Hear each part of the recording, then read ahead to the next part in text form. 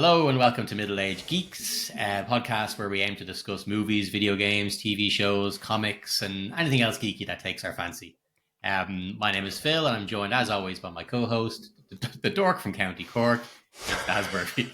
I'm sorry, I thought that earlier on. That is the dumbest thing I've ever thought of. I'm definitely leaving it in. It's staying in. That might be a new hashtag. That'd be fucking great.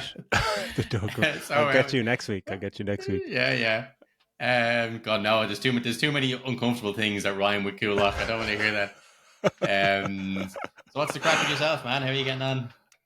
Very good, very good. Settling into two children kind of territory and the planning necessary to do anything that comes along with that. So yeah, it's been good. Managed to play a few things and watch a few things.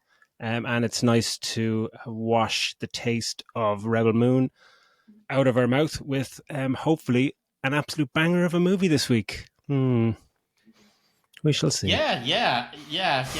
Hopefully. So for those of you at home that maybe haven't listened before or haven't watched before, now that we're on YouTube and TikTok, although I haven't actually properly set up the TikTok account yet, but you can look us up at Middle Age Geeks if you want to follow.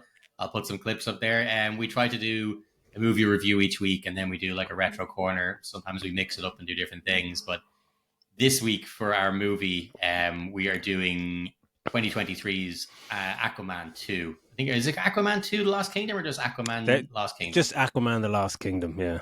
Right. We're doing Aquaman The Lost Kingdom, the sequel to the first one, and then Aquaman The Not Lost Kingdom. Yeah. And then for the retro corner, because the new Prince of Persia game is coming out next week, we figured Daz is going to maybe take us through Prince of Persia Sands of Time. So we'll maybe have a little bit of a chat about that and the Prince of Persia maybe series as a whole.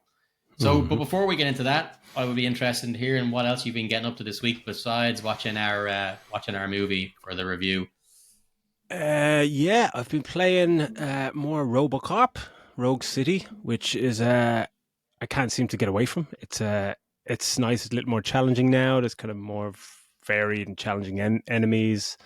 RoboCop still walks like a very slow moving tank, but you get too used to that. But then actually just earlier today, I came across this this kind of video game trope, where, as you power up and get through the levels, you get different enemies, different enemy designs and variations on enemies. And this particular level introduced the sniper. So just like, here we go, here's a sniper, and they leave a sniper rifle beside a truck for you or whatever. And when that happens in normal games, it's just like, you got to run from cover to cover and avoid the sniper, and hopefully that your sniper mechanics or the character mechanics are decent. But in this game, none of those things happen and are good.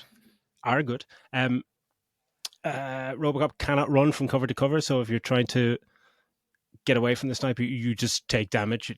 There's just no way to avoid it, and the sniper mechanics are kind of clunky, and there's a lot of sway, and it's got to that point aren't you just getting pounded then by shots? You're looking down because you've got to stand still almost as this hunk. Yeah, you got to peer around corners and stuff. Rifle. You're not just getting pelted by bad guys then. When you're pretty much, because they leave a sniper rifle just there before the enemies are introduced to kind of let you know this is what's going to happen. But you get 10 fucking rounds, so once they're gone, you're back to your trusty Auto 9 fucking sidearm, which is fantastic, but it's not good at fucking 200 yards, so it's it's not exactly game breaking, but it's gotten to a point where just kind of like, come on lads, the clunkiness is starting to show a bit more, which is a shame, because the level before that introduced bikers, so they're going around on motorbikes, and it's like, moving enemies, and you shoot them off and they pick up someone's bike and then fuck it 400 yards or 40 yards into a truck and just blow up a load of dudes, and it's pretty fucking great. But it's starting to show a bit of jankiness, bit of clunkiness, and I did fight Ed 209 yesterday. Awesome. That was pretty cool. But again, another video game trope that's kind of maybe lazy design, where the only way to defeat him is to pick up gas canisters and fire them at him or throw them at him. Right, but you're just circling around this particular area, and the gas canisters, you just have to wait for them to respawn, which is just one of those. It's just such a dated fucking gaming element. You just Yeah, it's a bit that's even. that's a pity. Like, cause he is, but for me, he's one of like Ed 209. It's one of the best movie robots of Oh, all it's time. fantastic! Like Like everything, just terrifying. the design. Yeah, the design of him is incredible. The sound, the voice, and everything they use from like it's Mm. so imposing. He's so awesome. So I even if that level is shit, it still must be pretty cool to be seeing an Ed 209 walking around, Yeah, fucking trying to absolutely. take Because him out. he fights with you on the first part of the level, then he just goes haywire and just murders a load of fucking people, and then you face off against him. Still pretty cool. I'm loving the game far more than I should. I just need to get past the sniper level because I've died about fucking 20 times. That's pissed me off. But yeah, apart from that, like I've been dipping into Jedi Survivor, and I need to finish like RoboCop or finish one of these other games so I can get back to Alan Wake and also Cyberpunk and Resident Evil 4. And with limited time, it's going to take me about 5 months to finish those fucking games. But on the watching front, I went down a weird one actually. With my daughter was like Santa got her Teenage Mutant Ninja Turtles for Christmas as one of her 4,000 presents. It's mad that you like how you don't get the credit and how much it annoys you that she's like Santa's so great. Just like is he? Is he fucking great? I bought you those fucking things. They're my favorite. So we started watching the cartoon, and it's like fucking 30. Is it 35? Almost 40 years old. Like late 80s. It started, and they hold up pretty well. You know what I mean? The first season, it's only 5 episodes, but we watched a few of them and I was getting into it more than she was.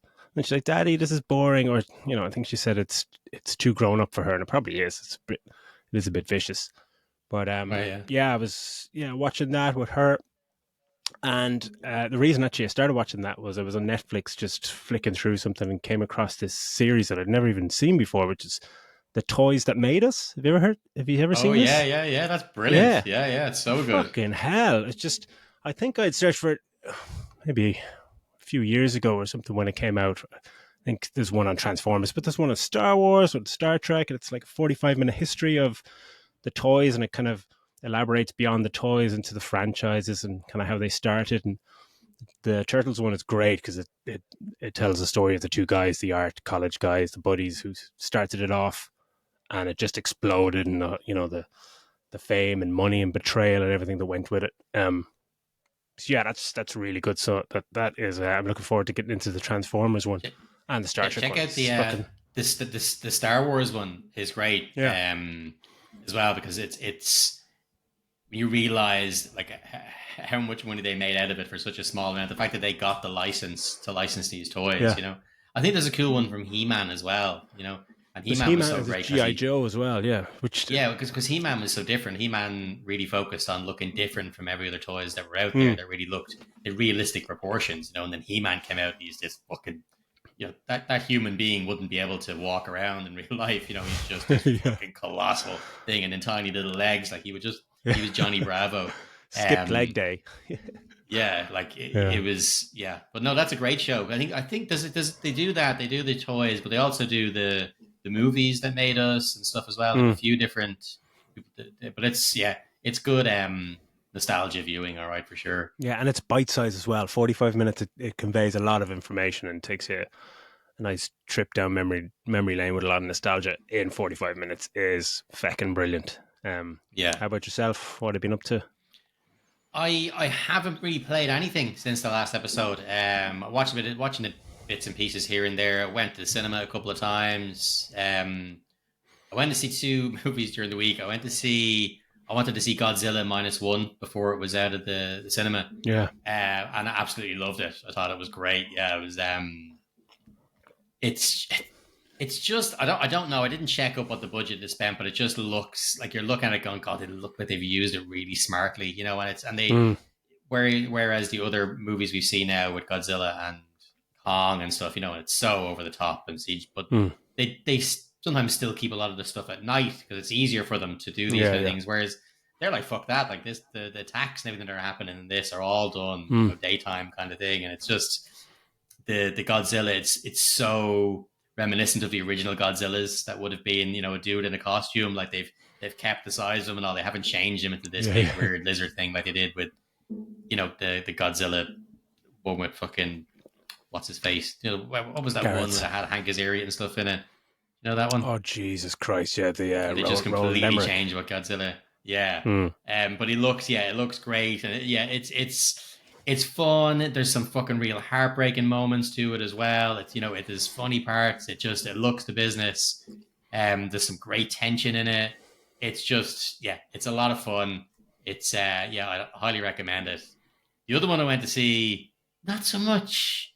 So as you know, I will watch anything horror wise, and this Hmm. one was no different. Um, Night Swim I went to see, Oh which is yeah. essentially about a haunted swimming pool. So like it's dumb as shit. Like Sold. the Sign me up. yeah, Wow. it's so fucking stupid, and it's just the only impressive things about it are number one, like Kerry Condon's in it, and I'm like, Hmm. you're just off the back of an Oscar nomination. You know what I mean? Anyway, Kerry Condon's in it. She's fantastic because of course she is. Hmm. Um, so that's impressive. The fact that every actor in it is really giving it their all. Like she's Hmm. great. Your man, I can't remember the other guy's name. He's in loads of stuff now. He plays like he plays like the other Captain America in that Winter Soldier and Captain Oh America yeah, thing. yeah, yeah. He's Can't in remember his that. name though. He's in 2022 Jump Street as well. I Hmm. can't remember his name. He's actually decent in it. They have no really complaints on the performances, but it's just how they managed to squeeze. I think it was like 98 minutes of a movie out of what is a haunted What's the swimming pool. premise? Like, is it just is the Well, water I don't want haunted? to. Why don't people I don't want stay to. in? Well, I don't want to ruin it for anybody. But yeah, there is Yeah, essentially. It's you're drawn to the pool. essentially. Yeah. It would no. They go into the pool and then the pool has special properties because the water you find out near the start. The water it isn't actually filled from like your tap next door. It's from this It's underground magic spring. water. And that's what started. And then we find out that the spring is kind of haunted or something along those lines. All right. It's stupid as fuck. It's definitely not. It's Yeah, one to watch just on don't go in the Netflix pool. just to kind of go. This is fucking ridiculous. But yeah. So I had seen that first and went straight out and into Godzilla. So that was nice to kind of Oh wow, nice. wash away that. Yeah. So I Yeah, yeah. didn't. I went out, got myself a large popcorn, went in to watch Godzilla, and just came out going, that was the right choice. That I didn't watch those back to front. Haven't really watched anything else. Just been kind of keep looking forward to some of the games and stuff that are coming out in the next week. Hmm. Like we mentioned that we're going to be doing that. It's going to be next week with Prince of Persia, but there's also the remastered version of The Last of Us 2. And as you Oh know, yeah. I'm just any excuse for me to revisit those games. Hmm. And it's only £10 for if you've already bought the game, if you have the game. I sold my physical Um, copy. Just god damn it. Oh, did you? It's gonna cost me fucking 80 quid or something. Hmm. Yeesh. Well, Yeah. yeah. Unless you can just, I wonder, it might even be cheaper just to buy the buy the physical copy second hand or Just buy it something. again, Get it like, yeah. but But like, what have it's. they done with it? It's updated graphics and I think it's just mostly update. I'm not sure if there's any new modes or anything like that. I think haven't really there's a looked into it. roguelike mode, I think. But I Okay, don't know okay. what exactly it's supposed to be, but yeah. Well, I replayed the first one when just after the Last of Us TV show came out last year. Oh When I wow, watched I it for haven't the played it second since it time, came out. I was like, yeah. I was like, well, just because we had we got The Last of Us Part 1, you know what I mean? So we had it was looking the business, so I said fuck it. So I replayed that. So I didn't touch the second one because I'd heard there was going to be remaster. So I'll get stuck into that. So hopefully next week I'll be plowing into a couple of games. But before we get into the main feature, I did want to ask you because it's something we touched on in an earlier episode, and when we did our virtual reality episode, we touched on the new Apple Vision. And now that it's got a proper price point and a release date and all that stuff and release date, are you surprised at the price? Because I think when we and you were talking, we were thinking it was $5 or $6 and they're saying now it's three and a What half did they grand. release it? It's $3,500. It's Dollars. I mean it's yeah. $3,500, dollars. But it's not as expensive and certainly not as cheap as you'd expect. It's that's a kind of a premium price, but $3,500. I mean, it's not exactly entry level for any. You're not going to just move over from your Quest, which is like 500 or 600, straight to this, but it is like I would normally be, an early adopter of anything, kind of like yourself, mostly with consoles and tech and phones and all that. But with this, because it's the first version, I'll just wait until 2 years down the line, see how it Yeah, goes. And if this like second generation one comes out, for maybe a little less, like if it was around 1,500, 2 grand, I mean, I'd entertain trying to use it as a tax write off, business wise, or something to try to get my hands on it. But like after, like when I got the Quest 1, straight away it was brilliant, the hands free and all that. But when the Quest 2 came out, I think it was even 18 months later, it was such a vast upgrade. But it was so close from the Quest to the Quest 2 that you can't buy two of them. It's not yeah, yeah. feasible. It doesn't make any money sense.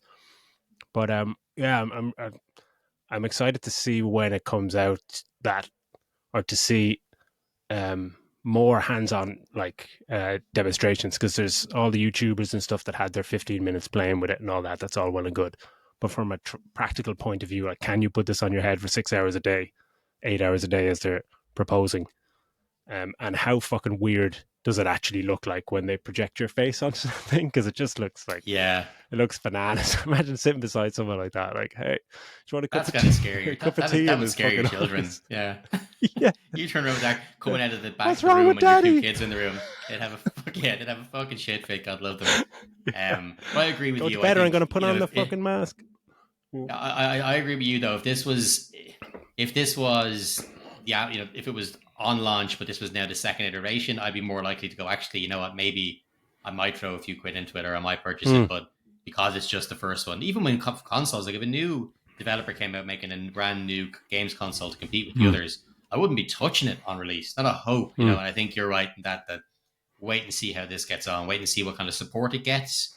Wait and see what applications it can have that maybe we haven't mm. thought of yet. That said, if there's anybody who works for Apple who happens to be listening to the podcast right now, feel free to send us one for us to test and give us our honest reviews. Yeah, Um, because yeah, yeah, there's actually there was a bit of feedback that I got just talking about VR from Mark in Dublin, just about the MetaQuest 3 that he picked up. With, have you seen the new game Asgard's Wrath 2? That's just yeah. like, the reviews are through the fucking roof, and he just asked, what, like, was I going to play it, or was going to review it, or was going to tackle it at all? And for me, like, VR, I love VR and all that, but this is a fully fledged RPG. 60 hours plus for the main story alone, and an additional maybe 30 hours in side missions and stuff that I don't think I could keep a headset on me, no matter how light, for more than 2 or 3 hours anyway.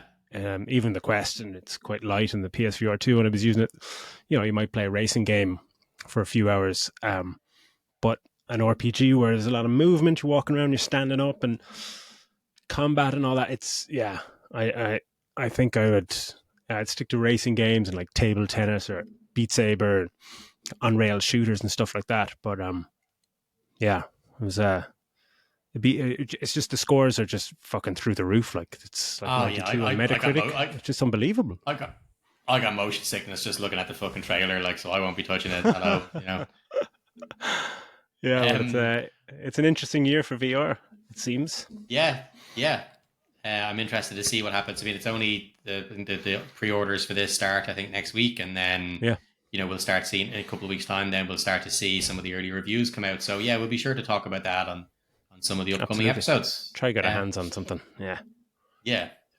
Well, look, with that part out of the way, we're going to move on now to our movie review.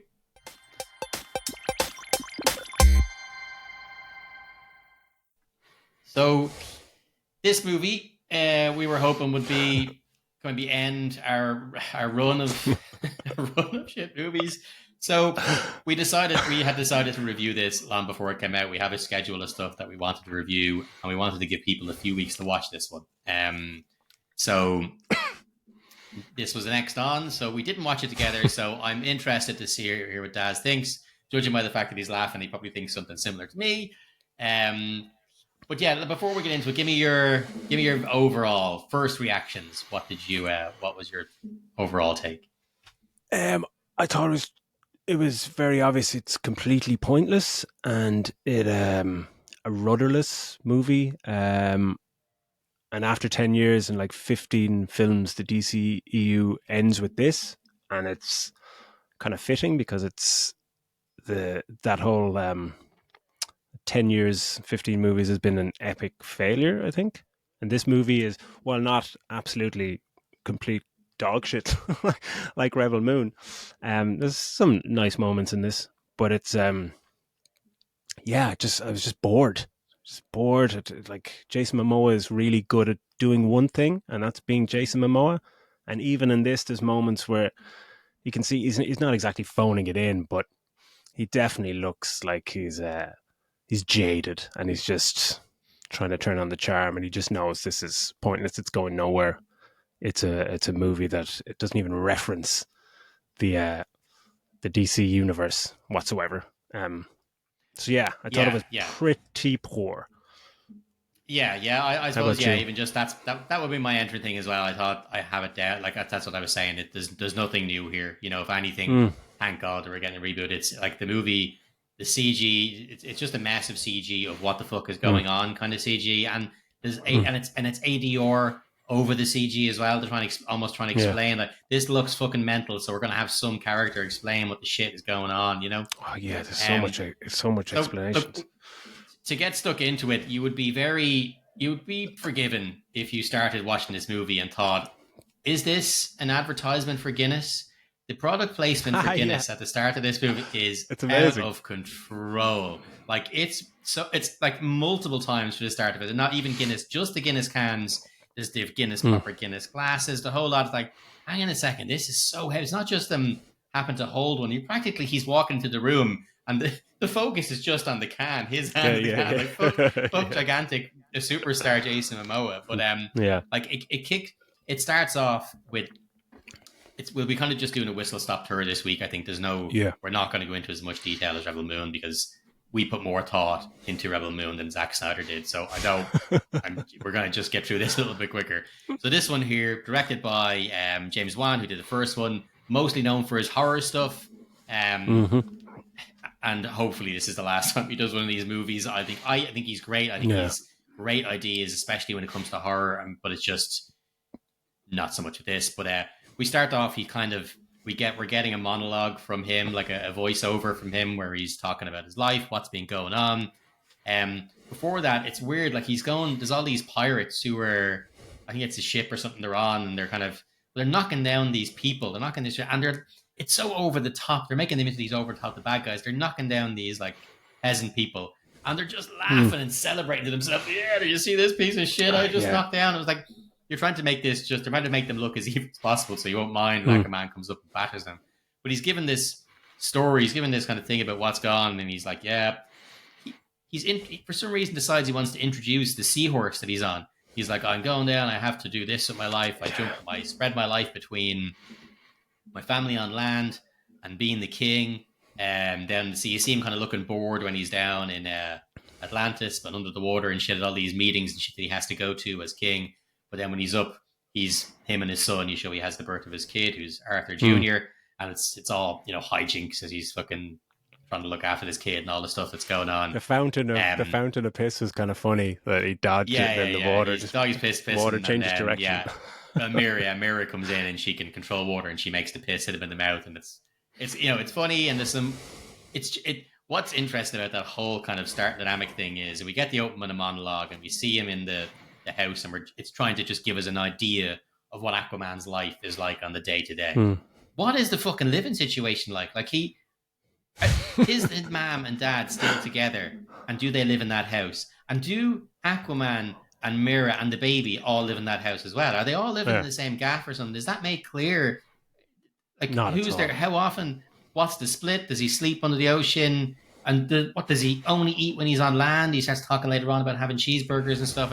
None of that's really made clear at the start. It's just like he's splitting his life between the two. That's all you Mm. need to know because it's And going they to be don't actually relevant show as his the thing goes life. on. They just show 3 scenes of him with a Yeah, with the baby, baby, sitting basically. down with Yeah, his dad, chatting, having a fucking another can of Guinness, and they actually say sláinte, yeah. which I thought was cool. They But taste more launchy, Guinness which and is insane. yeah, But like, neither of them are supposed to have anything to do with our Irish yeah, at all, and they're saying sláinte. But like the there's no, as you said, we're getting this his day to day. It's in Atlantis or it's on the thing. They're not getting mm, him. We've been setting up movies of him interacting in the universe with fucking Batman and the Flash and all that stuff. yeah. They're not mentioned. We don't see him interacting with them. We don't see him saying when shit's going down and it's going to affect the surface world. There's no going. Well, look, I better get on to the lads and say, here, listen, you want to give me a hand, or listen, Any lads, there chance might of a be some dig shit out? going down. Get yourself ready. Yet there's none of that, you know. So Mm, that's our opening. We get a revisit to him, and then straight after them, we get a revisit to the bad guy from the first movies, or one of the bad guys, mm, who was Black Manta. So at the start of the first movie, spoilers, Black Aquaman has he left basically Black Manta's dad to die. They were on a submarine mm, trying to steal some shit, and yeah. he's after getting impaled, and he leaves him there, and go saving yourself. Mm, You shouldn't have been in here. It's your fault. yeah. These other sailors are going to die and shit. So he's basically out to. That's his main thing is I want to get Mm, Aquaman and I want to kill him. Um, and he's basically has these scientists that are going out trying to find Atlantean weapons and stuff so he can get his power suit and get power. So look, then maybe this is kind of a time if you want to kind of jump in and I've done what the start of the movie is. yeah. What was your feelings around that? Oh, like yeah, the I like I liked the interplay with or the scenes with him and or Aquaman and his father because you can see what they're trying to do. You know, as you're saying, that they don't really make it. They don't make or they don't do it very well setting up his family life, but they have a sit down, you know, with himself and his dad, and they're trying to emphasize, you know, the struggles and the family life that he wants to have, and juggling with the king, with being a king.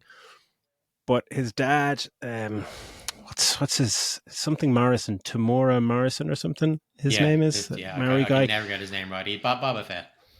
Yeah, like he just comes across as a far superior actor in these scenes while Yeah, doing a lot less. And Jason Momoa is like those scenes while trying to be very poignant and family orientated and setting up um, a nice theme and tone. They're just so imbalanced because he's a far better actor and Jason Momoa is as I said good at being him, but when he's put in scenes with people who are decent to very good character actors, it just becomes I just kind of start to tune out a little bit. Just kind of go, what exactly? yeah. It's just Jason Momoa. He just looks silly when he's trying to be very down to earth in a scene with his father or whatever, with his eyeliner and fucking stupid tattoos and stuff. It just looks ridiculous. But the Black Manta, we'll get to his costume and all that later on, but it's just a ridiculous villain. Cannot take seriously at all. And his ship. Do we see a ship by this point? It's the most stupidest No, we haven't got looking to. submarine thing. Oh my god! Yeah, Yeah, okay. the reason how he gets all that, I suppose we'll get onto that part now. Like how he gets Yeah, all yeah. that shit is he has these scientists looking for stuff for him, and Randall Park is plays one of the Mm. scientists, and I love him, and I think he's He's good at pretty this. good. Yeah, But yeah. it's gas like he has a dictator, one of those old fashioned like dictator things. I assume that's it. Where Mm. he has his phone in his hand. Either way, he basically gives us this massive exposition dump, and they do He it tells you via everything. Yeah. dictation. Yeah, and it's like it's just the laziest way. Someone went, look, we have to give them all this info. I'll tell you what, Mm. let's just have Randall Park talk to himself. And so he's just fucking filling in everything, why they're doing this, da da da da da. Mm. And he ends up, Randall Park's out, they get to find this signal that something's fucking being found under the ice. They fall down, and this big fucking creature, fucking whatchamacallit, the Kraken kind of fucking thing comes out and Mm. starts gets his mate who is with him, and he has to call in for help. Manta comes down, and while they're there, they find this trident. Right, so this trident is Mm. fucking broken in half.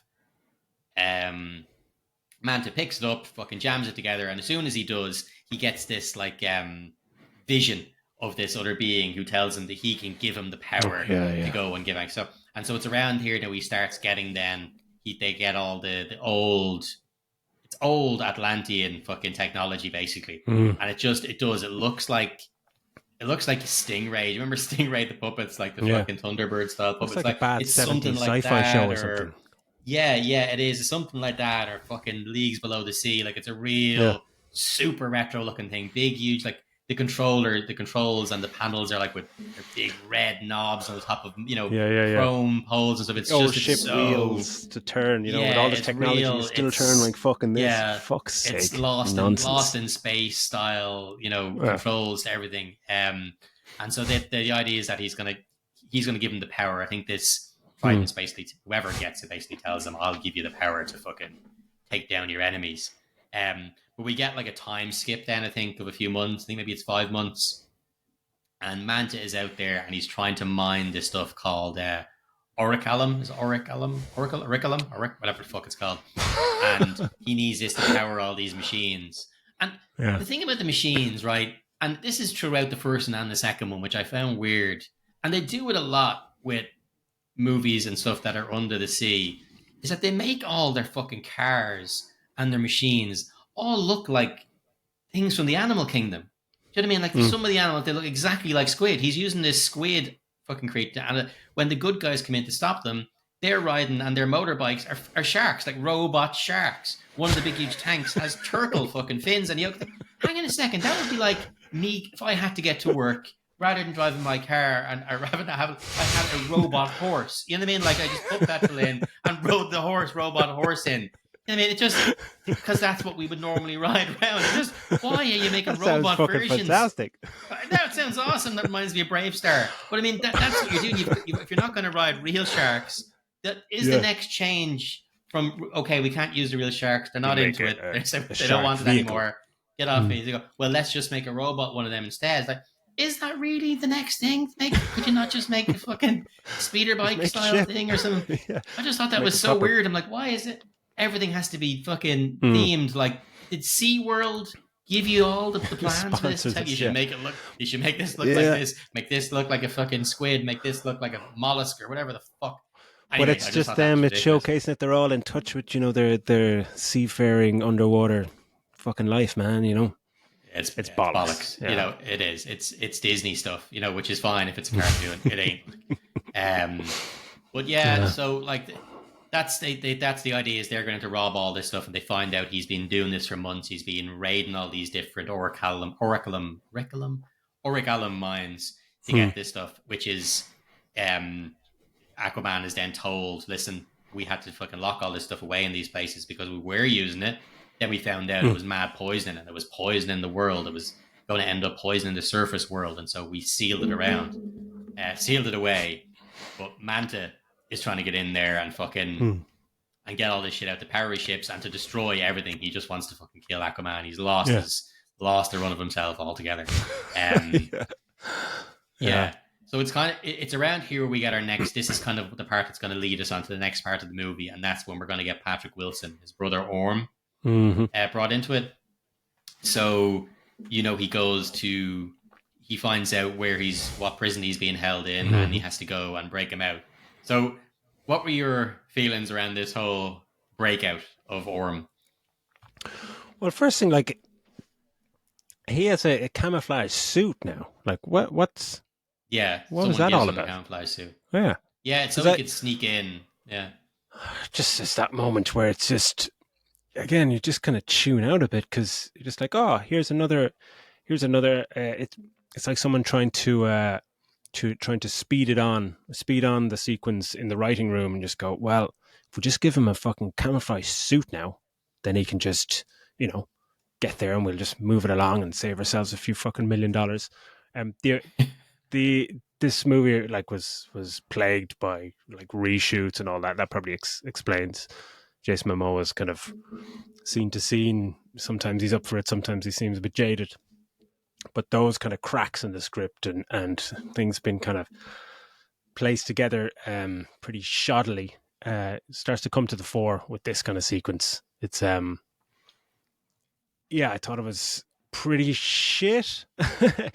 Like visually, I thought it's a bombardment of madness at the best of times. But for me, it's when like I'm always when certain lines of dialogue are said, I almost have to pause the movie, or I'll lose track of what the fuck is happening here. But with this, when he gets to his brother and says, um, and like you just can't believe someone actually wrote this down on a page, submitted it, and then someone said, "Yeah, that's fucking great." He was like, "Come on, castaway, let's get out of here." He says to his brother, who's obviously a little scrawny after being in prison.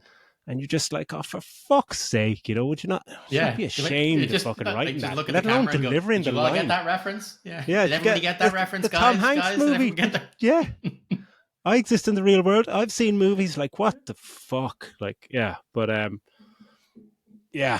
What did you think up to that point? Yeah, like Like the action set it was piece, did you rate it? yeah, it not really like it's one of the only bit of it was the first bit of action sequence that we got on land, and there's one Mm. smaller one later on.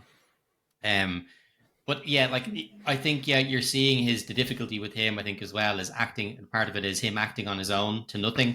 So he's getting in by way of this little helper octopus that they give him, whose name I forget. I think it's Oh Topo God, or yeah. Mm. Topo or something maybe. And they're Yeah. giving him this guy to go in, and he's supposed to be a little bit of comedic back and forth between him and this intelligent octopus. Mm. Well, obviously he's just acting to green screen, and I just felt that it was just a bit awkward. I didn't really get it. It was definitely the case, as you said, that they didn't have to cut out how he was going to break into this prison if they just give him like Predator style invisibility suit where he can just fucking appear. Yeah. But like he goes in, breaks out his brother. As you said, they have that stupid fucking line. It's like, I'm not going to help you, help me. Blah, blah, blah. Yeah. They have to fight. They have him locked basically in this prison where he's deprived of water. They give him a little bit to keep him alive, but not enough because apparently having water will make him strong. So they don't want to give him too much. They keep him starved in like a desert style prison. When they get out and they have to run away from these lads who come out for them on fucking monster horse things, whatever, monster creatures, they come belting after them. And when they get to the water, right, this is the fucking most bizarre thing. Like Patrick Wilson is, as you said, Castaway. He's super scrawny, fucking skinny. Yeah. He's gaunt. He's been locked up, as far as we know, for the last few years after he got beaten in the first movie. He falls into the water. He gets thrown into the water, wherever it happens, and the water splashes over him, the salt water. He gets up like fucking goddamn Popeye after eating some spinach, and he is ripped. Like, he's fucking ripped. It's like, hang on a second. He didn't have to eat anything. He didn't do anything. He just literally just got splashed over by the water, and he comes up and he's fucking ripped, and he just starts kicking the shit out of people. Magic fucking salt water kicks the shit out of people left, right, and center. Like it's an amazing transformation. But they end up going, right, we have to get out of here, and the two of them piss off into the water, and then this is where we go off. I think this is where he has to go and meet the mother, and we see Dolph Lundgren and the big crab king fella, and they say, okay, look, I think they say we have an idea where he's going to be next. He's in this kind of fucking mad jungle area, and the two of them have to work together then to look out for each other. Now, and it's like, no, I have to say though, it does come and go buddy cop, but for me, their interactions were the best part of the movie. I think that there's so much chemistry. Wilson is I'd watch him all day long. He's fucking brilliant. He's great. Like he's great, and he's known, I suppose, for a lot of horror stuff, but he's got great acting chops. He's great comic timing, and I thought the two of them played off each other very well, because you're not asking Momoa to carry a scene on his own, which he can't do. Happy. Yeah, and he's happy joining him on the kind of the jokey kind of vibe that he's on. Like, whereas, as you said, maybe with his dad, you're getting into kind of serious heart-to-heart stuff that maybe Momoa's range doesn't hit.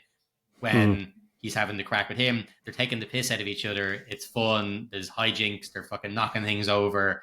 And they're taking the mick kind out of of each frat other. boy versus kind of straight-laced brother. Yeah, it's nice play. It's real brotherly kind of thing, ribbing and stuff. And I thought that their thing was the only really saving grace for me was their interactions, their scenes were fun. I enjoyed watching their scenes, even though the dialogue was ridiculous, but watching the two of them interact was actually fun. There's that bit though in the when they're in the forest thing, and I'm talking a lot about tropes this week, but like another one of these movie tropes where they come across the big ravine. They can't. Yeah, They can't. They can't cross it, and then there's yeah, a yeah. giant statue, and Statue. it's one of these things. It gives you a clue as to like how one should pass, or what it says, a true king builds bridges, and you're just like, ooh, Of course, an Aquaman takes a run and fucking slams into the statue to try and knock it over, and it's like a comedic beat, and he falls over, and his brother's like, "What are you doing?" And then the statue kind of starts to crumble and falls across, and lo and behold, creates a fucking bridge. But you're like, how long ago was this inscription fucking written? You know what I mean? And Yeah, like like, what if you that were it just was there with a first of all that it helicopter and was yeah. you just kind of go across, and just someone's like, "Fuck, I wrote that cool puzzle for no fucking reason." Like, what the? And It's will it just still piss reach? I poor. mean, Like, it just barely makes the gap, and we're talking fucking yeah. thousand bleeding years of erosion and everything else. And it's Yeah, like it's just and it if was it such a weird crumbled thing. with Like Jason Momoa knocking it, like imagine if it just fell over and then just smashed into fucking pieces. Just like, well, that's a yeah, pretty stupid fucking puzzle. Like. It's yeah, just so. that was It's just ridiculous. so. It's like something Because from the on '80s or it's something. It's so bad. Like, and this island is kind of like the island from like Skull Island kind of thing. They're being yeah, attacked yeah, by yeah, giant fucking insects, and stuff like that. And yeah, yeah, that's yeah. what they're running away from. And they manage those insects fucking fall down. They can't. They Mm. don't cross the bridge. They fall down. They all die. And so they're gone off hunting for they're gone off hunting to fucking find this trident. And they find out then with the help of like the Dolph Lundgren and all the rest of it that where the trident belongs to and what the crack is there, and really the trident belongs, and the visions that are coming to Manta are from this king called Kordax, and he's actually the brother of King Atlan. Mm. But he was into all fucking black magic and controlling people and all this stuff. And so King Atlan locked him away with some sort of powerful spell that he's just going to be fucking frozen forever. And with the stupidest why he put this thing in that would help him. So he's like, right, he's locked away forever. But there is one way to unfreeze him. It's like, why? Why There's put always it in a that way. Why? Yeah, why put it in that way? You're the one locking him away. Don't put anything in that might help this prick get out of here. But anyway, Manta finds out that okay, there is a way to release this fucking monster king who's going to help him kill Aquaman, and that way is to spill Aquaman's blood, or someone of that the blood bloodline. of a family So member. Yeah. So he's like, well, look, he doesn't know. Dad's safe. I'm fine. You're here. Everything's grand. And oh my god, Junior's back home. So Manta has gone to the gaff where apparently everybody lives, and he's beat the shit out of his dad, stabbed him, and he's taken the kid. And you're like, okay, he's going to sacrifice this kid, which is fucking dark as fuck. But he's going to sacrifice this kid, spill this kid's blood on this like ice altar thing, and that's going to release your man. But Randall Park ends up switching sides, and instead of handing him over the baby, he hands him over like a fucking bomb or some shit like that. And he helps fucking save him. Like Randall Park's on the side of the good guys. He's actually kind of switched earlier on in the movie, when they first kind of capture him and he explains everything. But this is him really showing, no, I don't want any part of this. I just wanted to study Atlantean shit. I didn't know you were going to start killing babies and trying to wipe out the planet with all these. Because that's what they find when they're on that island. They find that their man's had this big reactor thing, and he's just going to destroy the whole fucking world with these noxious gases that come from this auriculum thing, whatever that I keep mispronouncing. What did you think of that setup? I mean, I know you can tell what I think of by the tone of my voice, but it's clunky and fucking load of nonsense. But I like the action sequence with them when they're teaming up against the tentacle things. Kind of good buddy action beats, and it was a pretty decent scene. Like it's like there's no stakes whatsoever, but it was kind of good. But then that was a nice enough scene. But at the end of that, you get the proper reveal of Manta in his suit, and he just looks fucking. It's just he emerges from kind of smoke and stuff, and it's the most ridiculous thing I've ever seen in my life. Like seriously, he looks like a wrestler from the '90s or something with a big stupid fucking helmet, red bug eyes. Insane. I genuinely thought after black light because I think as well. Yeah. Yeah, I assume he looked like that in the comics. Like he looked like Oh, what he yeah, has. I never read Aquaman comics as a kid, but me I neither. think Manta does have this big fucking noggin, which is fine. It's a Mm, it's a comic. But I thought after the feedback they were kind of getting from the first movie of, mm. listen, this thing looks fucking insane, mate. Like just change it for something It's the else. Like size of his surely those head, like. beams, yeah, surely those beams that you need to come out like you have this big insect head fucking thing. You can just Yeah, give him like a fucking Cylon head, which is Cyclops. Yeah, one yeah, yeah. laser beam. Yeah, Mm. something along those lines instead. Yeah, no, I agreed. When he comes out, he's just like, how much did you spend on this? Like, this looks like something you'd see someone walking Budget out for in costume. Yeah, Batman. yeah. Yeah, or like in Batman and Robin or something, and you walk and Yeah, you go, because oh, come on, he's got the black. It's like black lycra, but then he's got like a diamond, the like metal bits. cheap diamond Yeah, neck piece or something. It's fuck. It's like, oh my god! And yeah, in the red it's corner, it's this Ant Man, Red Eye dude. It's laughably bad. Like it's almost embarrassingly bad. So yeah. I yeah, think again, just couldn't really take that we serious. mentioned Power Range. We mentioned Power Rangers before. It was like that. It was like a Yeah. giant. If you expect to see him in a giant, looking like a giant in a load of fake Uh, cardboard buildings, kind of thing, you go, okay, yeah, but yeah, but there's that was insane. but like his brother, there's a nice moment when his brother tries to run at Manta and just gets knocked the fuck out, and it's that's Yeah, pretty good, pretty funny. But then again, this kind of cool moment is just followed so beautifully by a banger of a line, which I have written here, which is like, I was going to kill you last, but thanks for dropping by. And you're just like, who is writing this fucking shit? Like, it's just like, and it's delivered with I know. all like, oh, Yeah, I know James Wan directed. He did some of the writing. I'm kind of hoping for his sake. I've watched some James Wan movies with some insane writing in, so it kind of hmm. wouldn't surprise me, It's But just, yeah, it's it's delivered with insane. all the charisma of a fucking doorknob or something. It's just, it's so straight, and it's like, oh, it just falls so flat. You need to have some tongue in cheek there or something. Yeah.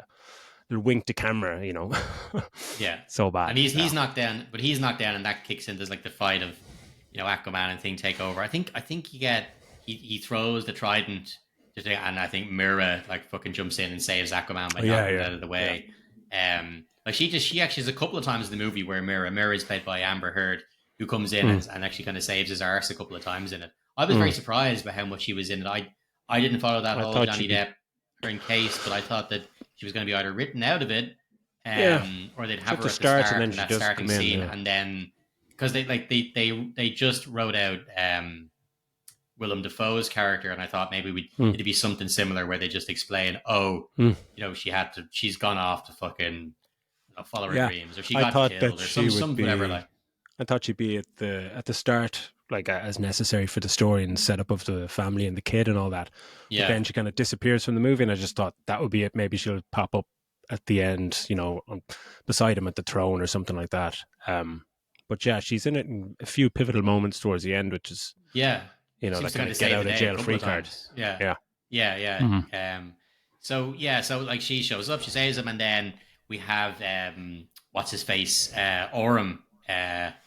Orm ends up fucking picking up the trident, Mhm. and the same thing that happened to Manta happens to him. He puts the thing together, and then he gets this fucking thing, and it's straight away the king is poisoning his mind. Mhm. Aquaman, he stole your mot, he stole your kingdom. He's fucking, you're going to be the lesser brother, and you want your kingdom back. All this kind of fucking stuff. You could be king, and just poisoning his mind as you do, and the way his mind is being poisoned is because his eyes turn green. It's like, oh shit, he's possessed. He's possessed. When their eyes turn a different color, he's obviously possessed. So he starts having a fight then. Orm and Aquaman are having a fight back and forward. Mhm. And during the fight, Aquaman gets fucking knocked onto the pillar. He spills some of his blood, and that's enough then to release the king. So the king's fucking ice around him all starts melting.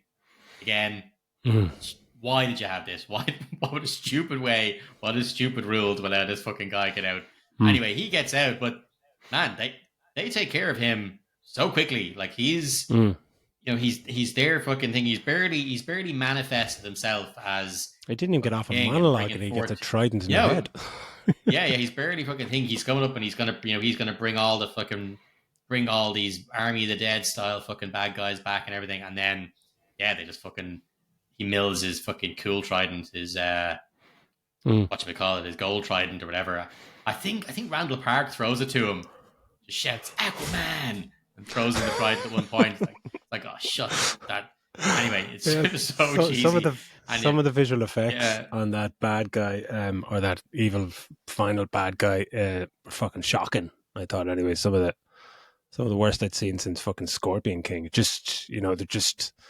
It's like, what was it, a rewrite, or did someone just, how much money we've got left in the budget? Like, let's throw something together for this guy. That's why, like, they obviously either ran out of budget or ran out of fucking the balls to just follow through with the script, because that's the big bad evil fight, and as you say, it's about 15 seconds and he's fucking dead. It's just like, well, yeah. They throw a trident and it's just fucking yeah, bam. if It was if the noggin, and visual then effects are that he's gone. bad when he's just standing there, if the visual effects are that bad, it's like, obviously it's like, well, we've no money to animate him walking around, so let's just have him stand there and yeah, let's just kill him. That's Kill him off pretty baffling. quickly. Yeah. Yeah. They take him out so easily. There was another cool part actually just after that. So the place is fucking falling apart, and they're gonna need to get out of there. And um, Manta is fucking hanging on in this fucking trench, and he's going to fucking Mm. die. And Aquaman puts a hand out and goes, like, oh look, come on, Save him, I'll yeah. save you. Reaching out to save your enemy. And Manta's like, I'd rather die. He's just like, never, Yeah, I'd never, rather yeah. die. Yeah, no, and he just fucking jumps back and lets himself. I assume he gets killed. I don't think Team Mm. Steam surviving this one. Plus, it doesn't really matter because this is the last movie. But I Yeah. thought that was pretty cool because they could have shown him out, maybe even had him locked up or trying to give him some sort of half-arse redemption. I like the fact that he it just shows he never learned anything. He never learned to let go of his rage and his hatred for Aquaman. He's like, even at that moment where it's your life, either take the hand, get out of there, and maybe you'll live to kill him again. Who knows? But he was like, I'd rather than be saved by you, I'd rather die. Yeah, there's more I character actually thought that was pretty development cool. in that scene than his entire arc over probably fucking 2 movies. Yeah, he's fucking pointless in the first movie. They didn't need him in the first movie even. No. So he feels he gets killed, and then they go back. We get their little reunited scene with fucking Dolph Lundgren and the crab guy. Because like there's been a big huge fight because they've tried to invade. I've left out a big chunk of it there where they've attacking Atlantean. There's big huge fights between. But that's just so much the bad stuff guys just and thrown good at the guys. screen. Yeah, I didn't even bother putting it down when I was doing my little notes of what we were going to talk about. It's a big CGI mess of nonsense that isn't important to the story. Yeah. So I just didn't bother with it. Like fucking it's shite, yeah. Yeah, it's color but not. So I just said fuck, I'll leave that out. But anyway, we see the aftermath. There's been an earlier joke how the crab man before the last movie had lost his hand and it grew back. And so this time he's like, look, I fucking lost my hand again. It's your man Jonathan Rhys Davies does the voice of him. From Lord of the Rings and stuff. So they kind of they have a chat there with Orm, and they're like, listen, mate, we'll just tell everybody you died, the thing, so you don't have to go back to prison.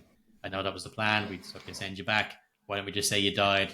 Go off and enjoy the world, So he goes, thanks a million, brother. Wanker, because he's refusing to even call him brother, but he's just, they're mates now, and so anyway, he fucks off. And we kind of get a little bit of a thing about what's happening afterwards. A montage and shite. Yeah, we get a montage. It's basically Atlantis is being revealing itself to the world. Oh yeah, Panda style, Oh yeah, I forgot the ending. God. Yeah, and so it's him, and he thinks he's going up and he's having a speech, and he's fucking being itself and talking to the world basically on this thing, and but he's all fucking like it's just. Jason Momoa fucking just like they just told me to open and this mate, say whatever you want. We don't give a shit. The movie's nearly over. We've spent months recording this piece of garbage. Go up and just say whatever you want because he's just taking the piss. He's just like it makes no sense because like the speech that he's given, obviously that he must have given because he's standing at the podium. He must have given this speech before going all fucking rock star because he's like, we as Atlantis, we work together and harness, each other's powers and love the sea and all this kind of stuff. So he's obviously standing on the podium saying that really like straight and poignant and all that, and then just went, yeah, I'm fucking Aquaman. Just like, where the fuck did that go? It's just like that's exactly how the fucking failed DCEU exits after 10 years. It exits Yeah. with that scene, stage left, with a final scene and a fucking line that showcases how clueless and rudderless and fucking shite the Yeah. whole What? thing has What? been. It's just like, what the I think. fuck? Yeah. And that was Oh, it. Like we don't get after credits. We get like a thing of Orm eating a burger. They cut to him. He's hmm. kind of in a restaurant, and he's because earlier on he's thought, "How have you never had a cheeseburger?" Because Orm's never eaten any Earth food, and so it's him, Yeah, enjoying a cheeseburger and a fucking rest normally, and it's just that's it. and that's it. That's the DCU. Not just That's how they Aquaman. That's sign the off. Yeah. DCU. That's how they sign off. And it was. It was as I said, it was a tough watch. It wasn't a good movie. Now the thing about it is that as shit as it was and as nonsense as it Mm. was, that relationship between the two of them and their buddy kind of thing, there was enough comedy in that and enough enjoyment that I would actually Yeah. say I enjoyed this more than Rebel Moon. Oh yeah, yeah, absolutely. Because it's got a bit of something with the two of them, and some of the action sequence, some of the stuff is good, some of it's fucking terrible. And the CG is just it's overkill. It's a different type of Zack Snyder stuff that we were talking last week about turning something up to 11. James Wan has kind of gone, fucking let's just fill the frame. He's obviously thinking, IMAX. Fill the frame with as much colourful, weird, wonderful fucking robot shark things and whatever that he can. But it's an assault on the senses in the wrong way. It's just like, what the fuck is going on here? And some nice Yeah. interplay then with some characters, but yeah, it's just a mess. And yeah, I'd love to see what the first draft of that script was before draft 27, because it's Yeah. the reshoots and And everything. It just felt a bit all over the shop. and they almost use some of the same kind of action beats in the movie. Like there's I think twice. Oh, he gets hit with they have this yeah. the one like he has this cannon on the back of that old style looking submarine, and he's able to use that. That'll fucking knock Aquaman and everybody else out. It's like a sonic pulse thing. But two different occasions he gets hit by that. The same thing. And there's another one I didn't make note of it, but there's another one as well like that where it's two different things that like, okay, we've already done this part of it. You don't need to fucking do this again, Or yeah, surely in the third thing. act you're expecting him to overcome that in some cool fucking way. Yeah, like the assault, against the fucking Atlanteans and the thing. He's like, this is from the first movie. Like you've done this already in the first. It's the same fucking director as well. We've seen you do this. You don't need to do it again. And it was just, it was hard work in that way. Like it's as the money that was spent on this as well. The budget was $205 million. Fucking hell. So far, it's brought in I think 320 or 330 or something so far. So it's not even going to make its money back. But in advertising and all that kind of stuff, it's really going out with a whimper. It's been a difficult year for superhero movies, for comic book movies. I don't know if it's, and I wouldn't say like when people say the word oversaturation, when that for me means there's too much of them and people are getting bored. It's not that there's too much of them; it's that the ones you're churning out are shit. Like if there was 10 superhero movies this year, but they were all of the quality of that we were seeing in Phase 3 of the MCU, we're fucking all over it. Give me 10 movies that are great quality. I'll watch them all all year. That's fantastic. But it's not just that there's loads of it. It's that there's loads of it and it's shit. The quality has dropped off. The CG has dropped off. Yeah. The effort and the writing, it's just we're not seeing it. And I'm the only kind of hope I have is that you're hitting these people and these studios where it hurts. They're seeing it in the bank. That's where they're seeing it. They're seeing money lost. That maybe this will please God. If anything is going to make them change and put out something different, that hopefully it's what we're trying to do now isn't working. Let's fucking change directors, change who's in charge of these things, who is producing, like your overall producer, like Kevin Feige, wherever it is. Like I think bringing James Gunn in, I don't know how much input James Gunn had into Aquaman 2. I doubt it. I don't think as much. Very little. The sounds of it, he's working. Just had to be released. He's just working on what the next stage of it is. I've liked the only Superman DC Legacy movie is the next one. Yeah, 2025. Yeah, so but the two things that James Gunn has put out for DC, though, like Peacemaker TV show was fantastic, and I loved his Suicide Squad as well. So over the top violence, so funny, So many great scenes. The one of Harley Quinn breaking out of the prison, is It's everything fantastic. she's shooting is all flowers and stuff. Yeah, yeah, yeah. It's just it's fantastic. That's a lot of fun. John Cena, I love him in that. He's great as a peacemaker. Great cast. I think this is if these are the two things, if we're going, that's the kind of caliber we're going to see from DC. Okay, it's not perfect, but it's a massive step up. You know, Yeah, especially from absolutely. this. Hmm. Yeah. So any closing thoughts on that movie then? Don't bother Room. watching it. Wait for about 18 months and see if DC can get back to winning ways, because it's been a while. Yeah, it's been a Yeah, while. yeah. I would agree. I'd say I'd give it a 2 out of 5, just because I like their Two. relationship, the two of them. Yeah. And I'd say when it comes onto streaming, it'll probably fucking end up on Amazon or Netflix or something. Have a look at some of the scenes just to have a laugh, enjoy the two of them. But you can tune out for a lot of it because it's just garbage. You know what I mean? They could just tell you that will happen because it would probably make as much sense. Mhm. Cool. Well, with the movie review out of the way, Daz, why don't you give us a little introduction then to our retro corner?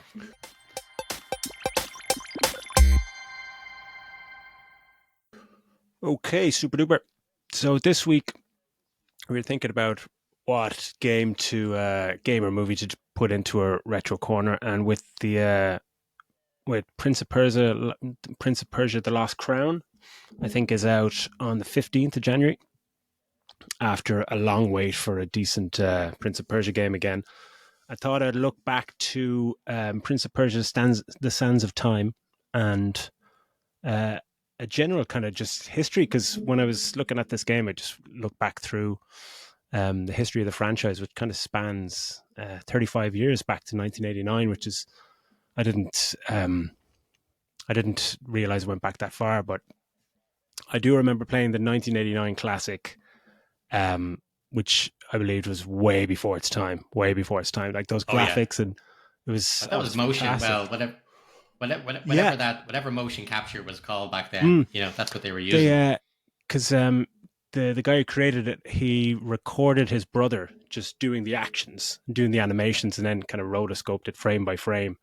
That's why those like especially when he's jumping, grabs onto a ledge and pulls himself Oh up. yeah, That and his animation is fucking just like feet holy and everything on it. fuck, Yeah, yeah.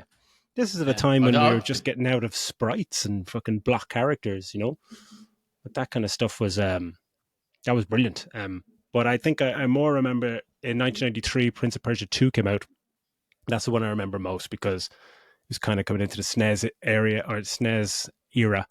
There was more vibrant kind of color style and color palette and improved graphics and controls. Um, and I didn't know this came out in 1999. Prince of Persia 3D came out, but I think it was a PC game on Windows, and apparently it was revolutionary. But yeah, I completely missed that. But Ubisoft bought the rights in 2001, and love or hate them, but when they churned out Prince of Persia: The Sands of Time, the first in the Prince of Persia, I don't know what the trilogy was called, but it was 3 games in 2003, 4, and 5, which is pretty spectacular to be churning out games of that caliber each year. I thought it was fucking yeah. phenomenal. But yeah, Prince of Persia: The Sands of Time was where where Prince of Persia in general peaked. Um, for me and for everyone, as critics and consumers alike, like just loved it and got fantastic scores across all platforms. Like the graphics, they utilized Ubisoft's. They had a new Jade engine, which at the time was just groundbreaking. I remember just the graphics and 3D um, visuals were a feast for your eyes at the time. I remember the combat and how it totally made you feel like a complete fucking badass. And the platforming was wonderful, challenging. Wall running, in Oh particular, was a treat. Like that combined when you're wall running, combining that with a jump onto a pole, back to another wall run, and then falling on an yeah. enemy and killing them from the air. It's just like holy fuck! It's just that that the sense of navigating some of the platforms or platforming sections were fantastic, and when you successfully navigated them, it was a oh, you just felt fantastic. But of course, the show stopping gameplay element was, of course, the prince's ability to manipulate time and even reverse time up to like 10 seconds. This was a game changer. I mean, this is around a lot nowadays in games, but at the time, this really was a game changer. It meant that, like, if combat wasn't going your way and you got it, got too many hits, and uh, you're you lost momentum in your kind of combat streak or whatever, you could rewind time and then redo it again, and dodge that incoming blow that got you the last time. Or if you're a wall running and doing one of those intricate sequences and you just miss time something, you just fucking reverse time back along the wall and then start again. And that kind of shit was just fucking, it was groundbreaking, but it was just mind blowing, absolutely mind blowing. And the I didn't know this actually. The guy who voices the prince in that is your man Yuri something from Spider-Man. Do you know Yuri that? Lowenthal, is it? I Yeah, didn't know that. No. that's fucking Oh, that's unbelievable. I thought cool. it was, yeah, it was. Thought that was really really cool. Like he voiced him in 2003, and then in 2004 was the sequel to it, The Warrior Within. But they dumped him for that because they were going with they opted for like a more grungy vibe, complete with a new voice actor who Yeah. gave a more edgy take on the character, which goes along with the kind of more aggressive score and meteor combat. It evolved the series it evolved the series flair for like combat moves and platforming, but definitely whoever was in charge of that was a bit into metal and grunge. Like the score was very fucking bit meatier and edgier, and it was good. But then Two Thrones followed in 2005, or Prince of Persia: The Two Thrones, yeah. Um, and that mixed the beauty of Sands of Time with the kind of darker, edgy vibe of Warrior Within, and Yuri returned to voice the character, which was brilliant, and it was a really, really solid entry. But that was the trilogy essentially, which was just fantastic to have a game like that of that caliber. Even like say Warrior Within is probably um, the worst of the three, but it's still a solid 8 out of 10. Where Sands of Time, I'd probably give it 10 out of 10, easily. The trilogy then, they didn't. Nothing came out until 2008, where they kind of did a soft reboot for some reason, and they rebooted the series with a complete departure in style and tone. Obviously, it must have been a new director at the helm, but that game featured a more stylized version, more stylized visual palette with it was gorgeous cell shaded graphics, and the tone was notably lighter, and there was less combat. And I think the story was more of a romantic story because you had this kind of companion along with you, this woman Yeah. who was a ethereal kind of character, and she could revive you at any time, so you could never really die. So there was obviously less complex puzzles, and there was more of an emphasis on traversal, and they were obviously going for a more zen-like meditative experience. But yeah, there was a few DS games then in and around that, and there was the Forgotten Sands, I think it was in 2010, and that, yeah, marked the end of the franchise essentially. Until in 2020, Ubisoft revealed that they were going to properly remake Sands of Time from the ground up, with a new engine and everything. Collectively, the world gasped and said, "Yes, fucking please." And that was Fucking slated for right. 2022, and then it was delayed, and then 2023, and now it seems that game may be in development hell, or as one would say, it may be stuck in time. But yeah, that is a brief overview of Yeah. Prince of Persia. What are your memories of Sands of Time and Um, any of the other games on well, that list? I remember the first one so like I remember the first one vividly because my cousin Dean had it on a PC, Yeah. and I was fucking blown away. Like it looked fucking incredible. Like I'd been playing games Mm. on an Atari and stuff. So to get down and see this was like holy shit. It was Yeah, yeah. incredible looking, and I remember the death scene so well because there's certain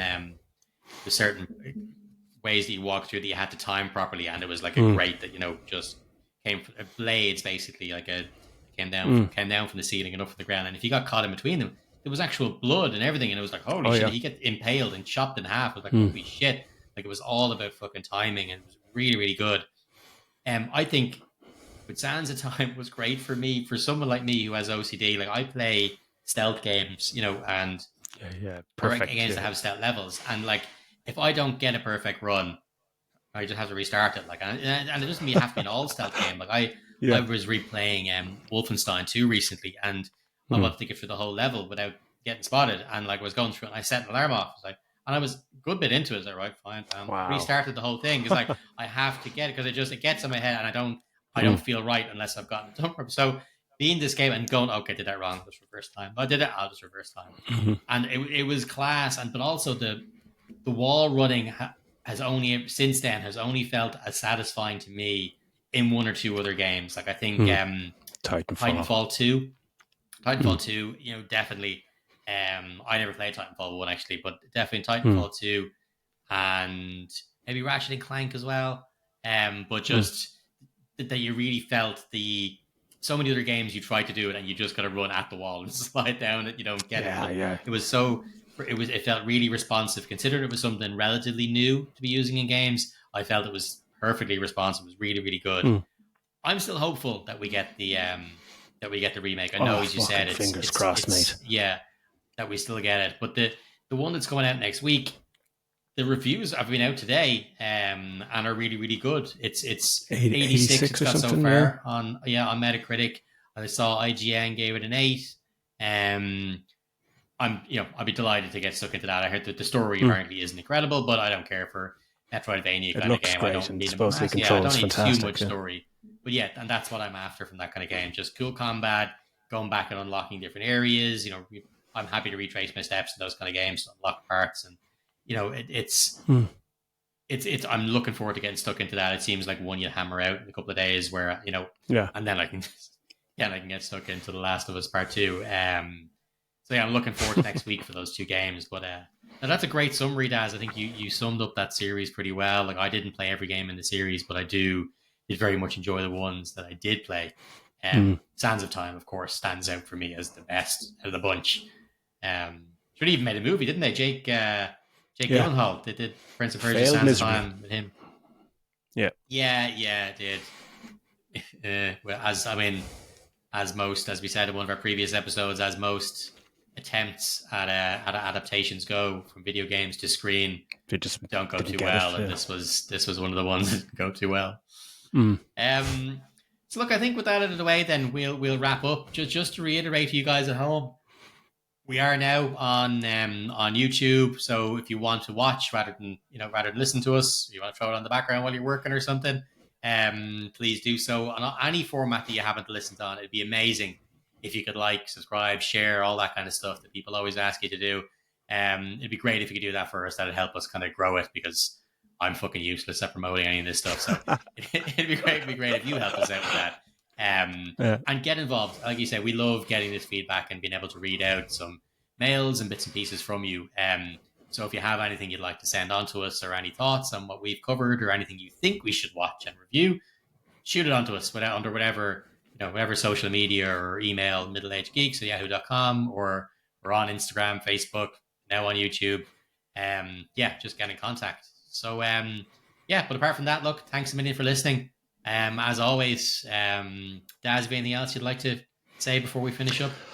Nope, just exactly reiterating what you just said there. Keep the feedback coming, and hopefully we'll have a good movie soon. Yeah, 100%. Yeah. All right, guys. Well, look, take care of yourself, and we will see you all soon. Bye-bye. See you later.